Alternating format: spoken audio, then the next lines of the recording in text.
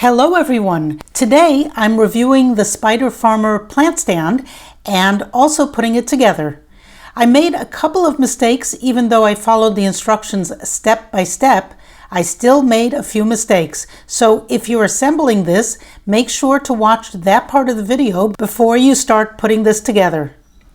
You can get this as a grow kit that combines the plant stand with lights for each of the shelves, or you can buy the plant stand separately. Spider Farmer sent me the plant stand plus 3 lights, so my grow kit came in 4 boxes, 1 for the plant stand and 3 for the lights. The plant stand has 3 levels or shelves, and the dimensions of the shelves are around 46 inches wide by around 22 inches high and 15 inches deep. This gives enough space for starting seedlings or growing microgreens and definitely herbs such as basil. But if your plants are very tall, you might want to only use 2 shelves to leave room for the taller plants to grow up through where another shelf would be. Or you can put the taller plants on the top shelf and let the plants grow through the open top, but then you'll need to mount the lights maybe from the ceiling rather than from the top level. The overall dimensions of the plant stand are 70 inches high, 46 inches wide, and 15 inches deep. Speaking of lights, Spider Farmer sent me 3 SF600 LED lights, and I'll show you how to install those in another video. But here's what they look like installed. Here you can see I have them attached to each of the shelves. What makes this plant stand different from the shelving systems I've used in the past is the quality of the workmanship here. This is made from heavy-duty iron, and according to Spider Farmer's website, it's rust-proof and has a moisture-resistant coating, and each tier can hold up to 55 pounds, so it's a really sturdy plant stand. And the plant stand comes with these drip trays, which anyone who grows plants can appreciate. The trays fit into the shelf, creating a recessed area, and this minimizes the mess of overflowing water or any other spills. These trays are nice and deep and also very sturdy, so now I don't have to worry about the mess. And this plant stand has nice smooth wheels. It also has all these holes all around the shelf to hang things, either lights or fans or hanging plants. It's nice to have these holes. And also there's a tab here at both ends of each shelf, and there's a small hole in each tab that can also be used to hang lights from. And that's actually where I'm going to hang these lights from. So this plant stand is sturdy and also very flexible. Another thing I like about this plant stand is the wheels. They're not flimsy and they make moving the stand easy and smooth. Each of the wheels has a brake on it, so if you don't want the stand to move, it won't. But if you need to move the stand from one area to another, you can actually push it with one hand. The wheels are that good. Okay, let's see what's in the box and how to put this together. I came across some issues you should be aware of when putting this together. I made a couple of mistakes even though I followed the instructions exactly. So you might want to pay attention to those points so you don't make the same mistake I did. When I opened the box, right on top is a drip tray, and this fits into the shelves perfectly. There are 3 of them, and in between the drip trays is another box. This one is a bit heavy, and inside are the vertical bars that make up the frame of the plant stand. It's heavy because it's made from iron. Next is a shelf. There are 4 shelves and 3 drip trays, but the top shelf is not a useful shelf. It's just to have the light mounted to it, so you end up with 3 usable shelves. Here you can see how the drip trays fit into each of the shelves, but when you're assembling this, you need to set the drip trays aside and put them on the shelves later. Inside the smaller box is a bag with screws.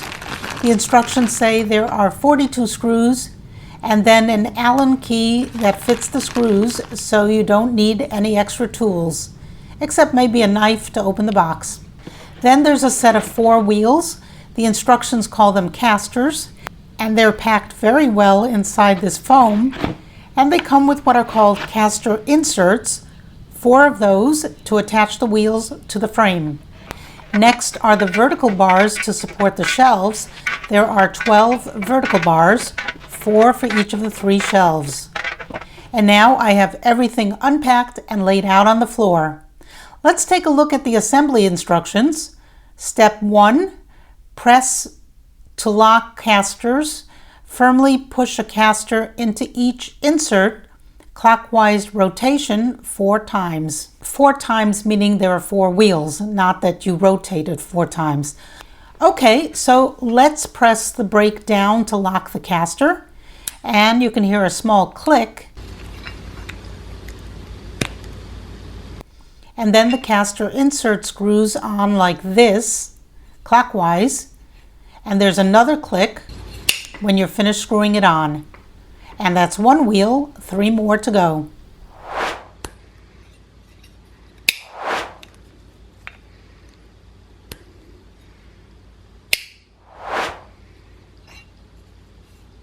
Okay, now we have all 4 wheels or casters done.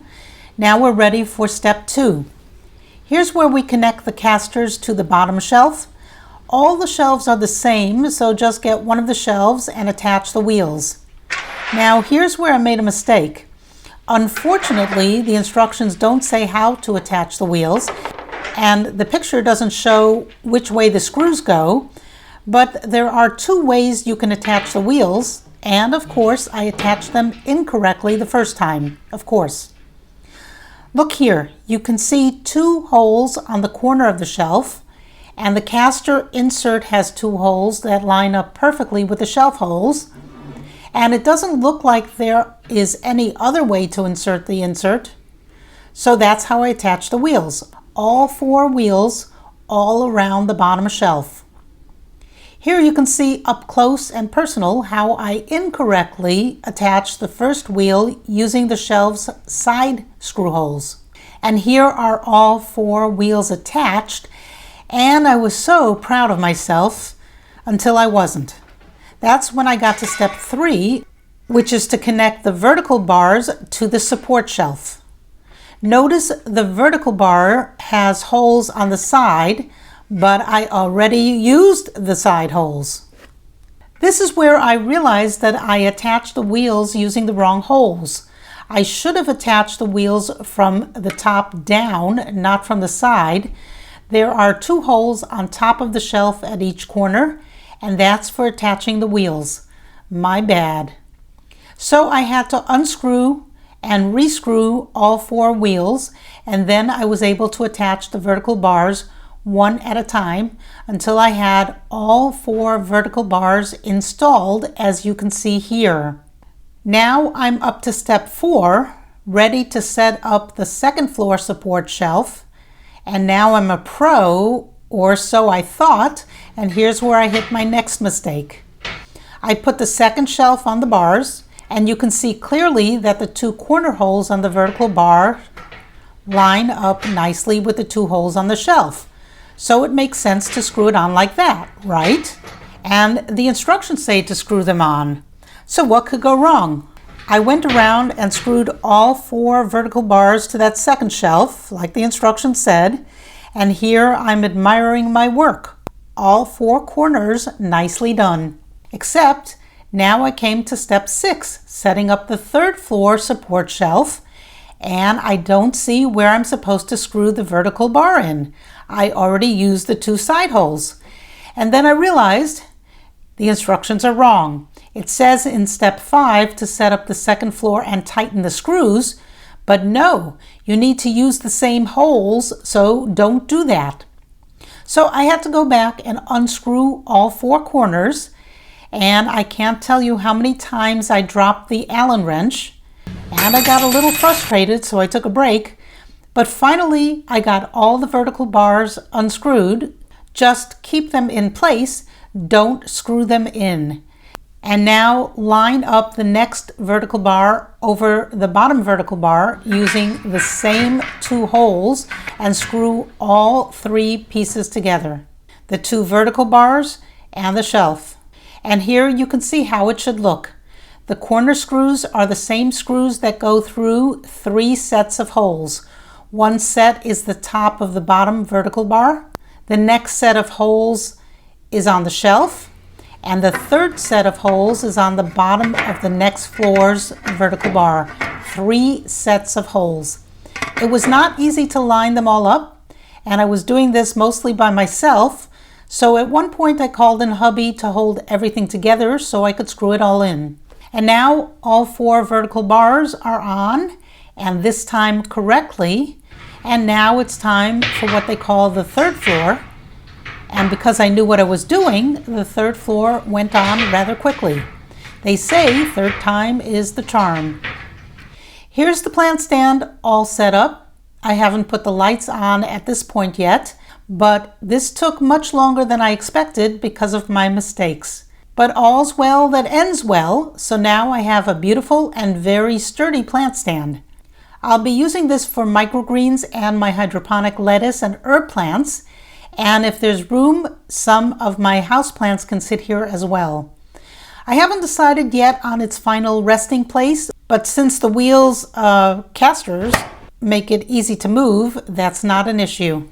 Once I get the 3 lights unboxed and installed, I'll show you how that was done and if there were any mishaps installing those. I hope you enjoyed coming along on this journey with me. Thanks for watching. Bye.